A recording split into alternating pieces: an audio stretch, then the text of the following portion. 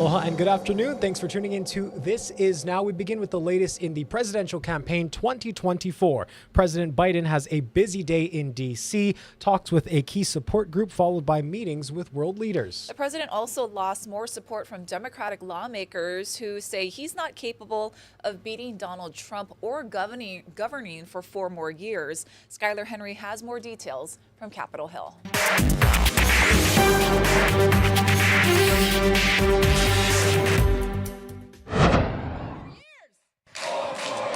President Joe Biden stopped to talk with labor leaders Wednesday. You support unions, you support working families. You've always had our back. We have your back.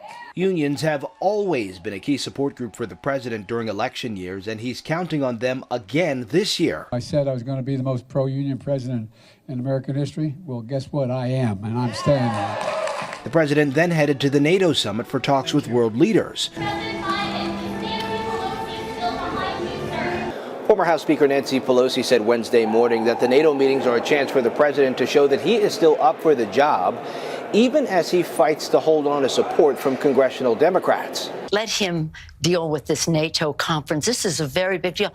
Let's just hold off. Whatever you're thinking, either tell somebody privately, but you don't have to put that out on the table until we see how we go this week. But defections continue, with Pennsylvania Congressman Pat Ryan the latest to call on President Biden to step aside, while other lawmakers have not yet decided where they stand. I'm listening to the legitimate concerns of Ohio voters.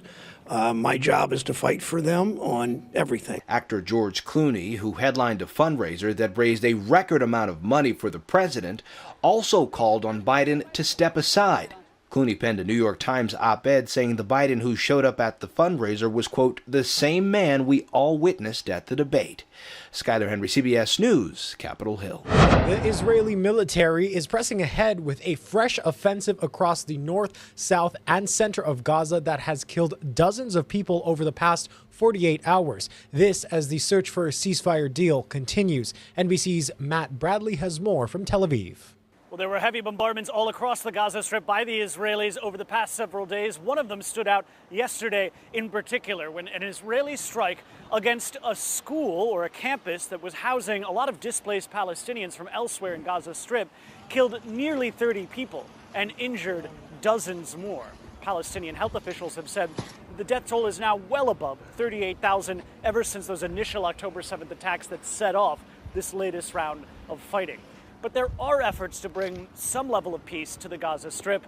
We're now seeing that some diplomats are huddling in Doha from Egypt, America, and Israel, including intelligence chiefs from the U.S. and Israel, all of them trying to come to some sort of deal to free the remaining more than 100 hostages in the Gaza Strip, of which many are already dead, as well as to bring some sort of peace to the Gaza Strip to halt Israel's assault there.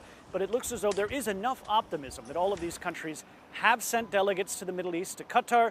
These negotiations are supposedly going to be moving on to Cairo in the coming days.